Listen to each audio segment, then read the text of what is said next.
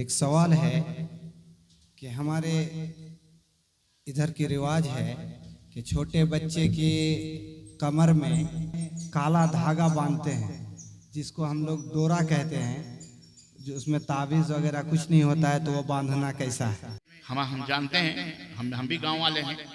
बाकायदे कमर में मोटा धागा बांधा जाता है, 4-5-6 लड़ियों वाला, और बाद लोग उसके अंदर छोटे छोटे चाकू आते हैं पीतल के, वो भी बांधते हैं।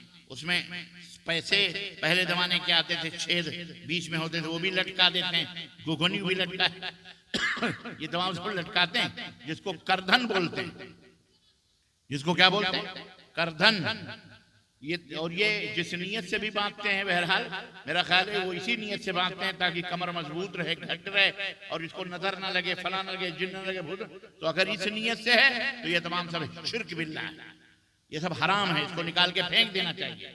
और कोई भी काला पीला धागा नहीं बांधना चाहिए। इसी तरह से शादी ब्याहों में आजकल नौज़बिल्लाह, हम आंध्र प्रदेश में या बॉम्बे में थे, बॉम्बे के महाराष्ट्र के मुख्तलिफ इलाकों में अभी तकरीर हुई, नागपुर, आकोट और उसके इलाकों में, वहाँ सवाल जवाब हुआ। तो उस सवाल में एक सवाल ये भी आया कि काला पोत, जिसको हमारे भारत में उसको क्या कहा जाता है, वो औरतें जो पहनती हैं उसके लिए, अपने शौहर की जिंदगी के लिए, मंगलसूत्र। हाँ, मंगलसूत्र, क्या ये इस्लाम में है? जबकि ये इसलिए पहनती हैं ताकि हमारा सुहाग बरकरार रहे। तो हमने कहा भैया बहुत सारे सुहाग तो हम देखते हैं इधर उधर हादसों में मर जाते हैं, तो ये धागा उन्हें बचा देता है। तो ये मंगलसूत्र ये सब इस्लाम में नहीं है, ये सब शिर्क बिल्लाह है। जिसे ना दे मौला उसे क्या देगा आज़मूद दौला।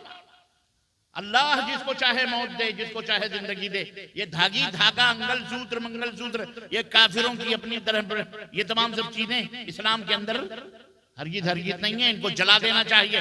तो कहने लगे उसमें सोना होता, उसमें चांदी होती, उसमें पता नहीं मोती। हमने कहा मोती कुछ नहीं, अगर ये इस नियत से है तो ये हराम है और शिर्क बिल्लाह है, इसको मुसलमान इस्लाम में हराम है, ये खलास, इसको निजात है।